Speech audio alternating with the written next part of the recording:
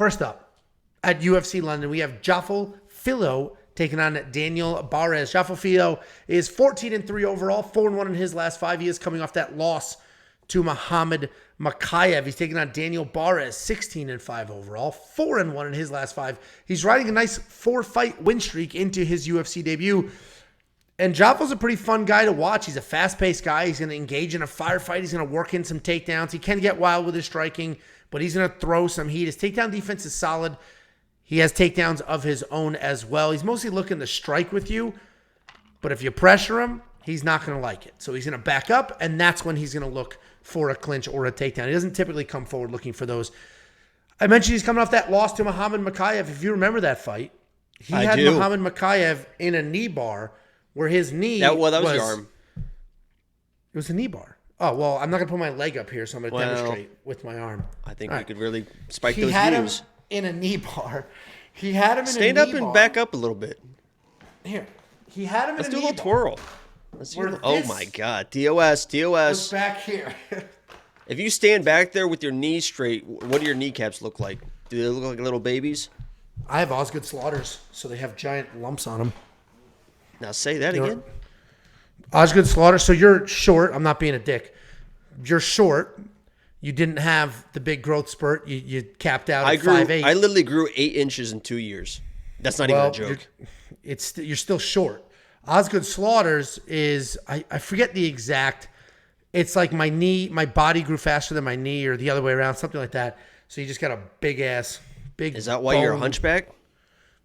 Not a hunchback. Okay. That's why you go back there and walk from one side of the room to the other. We're not doing this. Oh, that's what I thought. That's what I thought. I'm not a hunchback. Here we go. That's what I thought. That's what I thought. It's a joke. That's fine. We'll move on. Oh, show your dick. Oh, you won't? You got a tiny dick. Well, I don't want to lose the channel, Angela. There's nothing wrong with just walking across the room. Come on. Okay. Come on. So stand up next to a tape measure. What's that? Mr. Tall Guy. Yeah. Okay.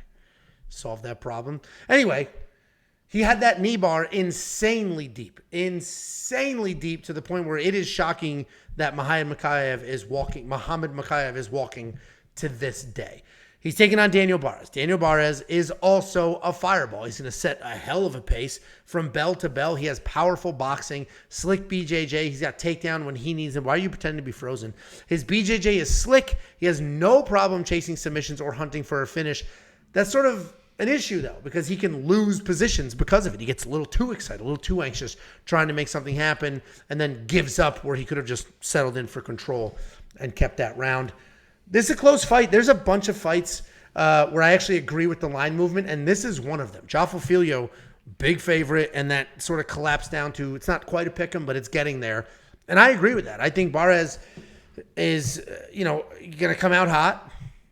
I think Jafel's going to come out hot. But Jafel's going to fade. I think Barez is just such a hard guy to get out of there. He's so durable. He's tough. He's not going to slow down.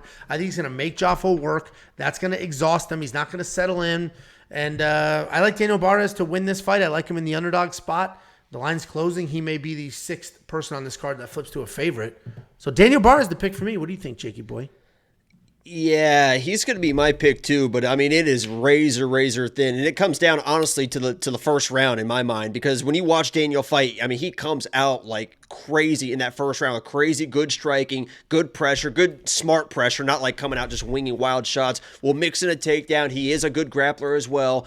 The biggest red flag in the world is his level of competition. I mean, he has fought absolute cans and looked good. I mean, he's looked good against them, and a lot of first-round finishes against those type of fighters, but it just has not been to the level of Jafel in this fight. So that is a concern. But even in those fights, you can tell he still knows what he's doing, right? He's throwing good strikes. He's doing what he needs to do in the grappling, in the wrestling. And in this fight, I like him because I like the forward pressure. And when I watch Jafel fight, sometimes I see him backing up. I see him tentative with the strikes. I see him going for front chokes. I see him on his back. He is too accepting of going for a front choke, ending up on his back, and trying to play that guard game. And I think that Daniel is a good enough grappler to withstand whatever he is going to try to do on the ground. And I think he's the better striker in this matchup. So I am taking Daniel Barez in this matchup. I thought about putting some action on him, but I think the odds have gotten a little bit too close for me to find value in Daniel because the level of competition is a huge red flag. And, you know, that first round is you're going to be able to tell pretty early, I think, who's going to win this fight. Yeah, I agree. I think it was a super close pick for me as well. If you're a premium member, you see the picks, but also our round line leans and our confidence in the picks. So I've got Barez, but obviously not the highest of confidence. And it's not a knock on him. He's just sort of a wild guy that's going to give up positions by accident. Jafel Filho, I don't know if I trust his cardio the whole way, or to your point, he's a little too willing to play the jiu-jitsu game. If there's anyone I don't trust be. their cardio, I think it's Daniel. That's why I'm kind of worried about that first round. How is he going to come and look after the first round? Just because he's so aggressive in the first round. He's very aggressive, but yeah, I mean, I hear you. I think Jafel's issue is going to be playing that jiu-jitsu game, getting that relying on that a little too look much. on his face is going to be his biggest issue. He's very scared. $8,300 to $7,900 in DraftKings. Man, I think Barez is decent for DraftKings at $7,900. He's going to come out hot. He's going to put in some work. I think he'll get some takedowns. He'll throw some bombs. Potentially could get a finish, and you're going to get him at a 7-something. I don't think it's necessarily a bad play there. What do you think, Jakey boy? Yeah, honestly, in this, if he comes out looking to grapple, which I don't know if he's going to because he does like to strike, but if he comes in trying to grapple, I think he can get 3, 4, maybe even 5 takedowns in the first round because Jafel is good at not defending the takedowns, but being able to scramble back to his feet. So he'll accept the takedown and then try to scramble out and then maybe get taken down again, and those could really add up. So could be a sneaky play. Yeah, he gets a little overzealous, chases things, they're not there, and then people stand right back up on him.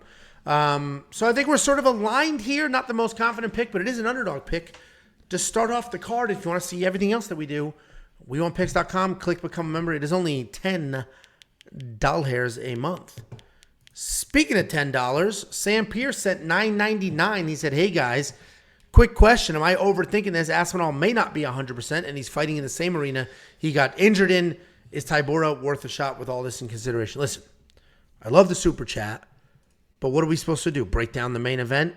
The first fight of the night? Wow, dude. All you have to do is get like a short I don't explanation. think... I talk about it in that breakdown. I don't think it matters. The knee is an issue for him. I don't think it's an issue for him at all. Well, I think this is the like a UFC mental thing he's gave asking. him a gift.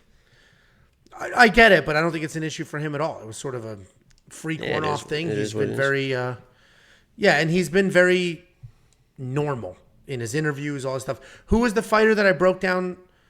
Was it? When I broke down Jimmy Crute for the Alonzo Menafield rematch. Game over. Like, Crute, game over. I was like, I've been watching his interviews, and he won't shut up about Alonzo Menafield's power. He's obviously worried about it, and that's what happened. Where here,